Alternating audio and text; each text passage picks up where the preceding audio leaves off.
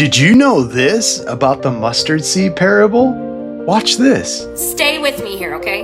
Matthew 17:20 says, He said to them, because of your little faith, for truly I say to you, if you have faith like a grain of mustard seed, you will say to this mountain, move from here to there, and it will move, and nothing will be impossible for you. So I have heard this particular scripture preached more times than I can count in the past 6 years.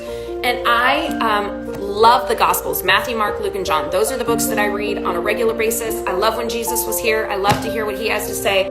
Every time I have heard this preached by a pastor, I have heard it preached, faith the size of a mustard seed. Anyone else?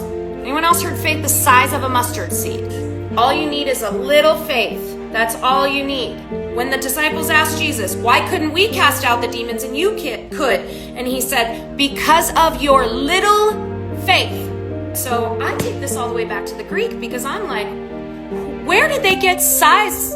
And the Greek word in that scripture is hos, H-O-S, and it means like or as, not size. In fact, the only version that I could find that says anything about size is in the New Living Translation. So then I started doing research on what makes a mustard seed so special. The mustard seed is tiny and mighty. So when planted, it can grow into this massive tree and bush that allows birds to perch in it. And then when it grows, the roots grow so deep and spread so wide that it overtakes the things around it. It's almost impossible to get all the roots out. It will thrive in the toughest situation. So when Jesus spoke to the disciples and he said to them, because of your little faith, it was the fault of their little faith.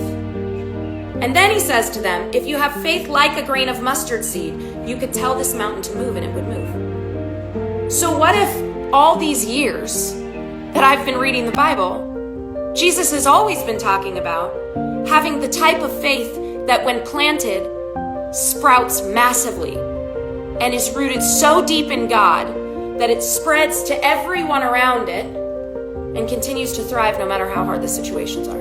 What if that's the kind of faith that can move a mountain? What if that was what he meant all along? How many other scriptures in the Bible am I reading incorrectly because I've listened to a pastor preach it one specific way, and when I'm reading the Bible, I'm reading it without intention. And I read it and I don't process what I'm reading because I've read it over hundreds of times, so I just read it with zero intention. I'm gonna need a lot more time to read my Bible. Follow for more.